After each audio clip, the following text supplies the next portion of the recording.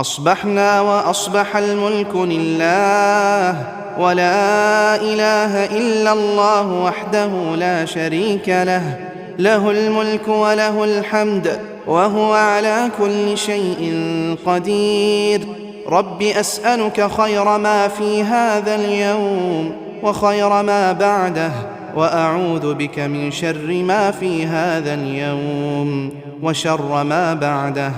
رب أعوذ بك من الكسل وسوء الكبر. رب أعوذ بك من عذاب في النار وعذاب في القبر.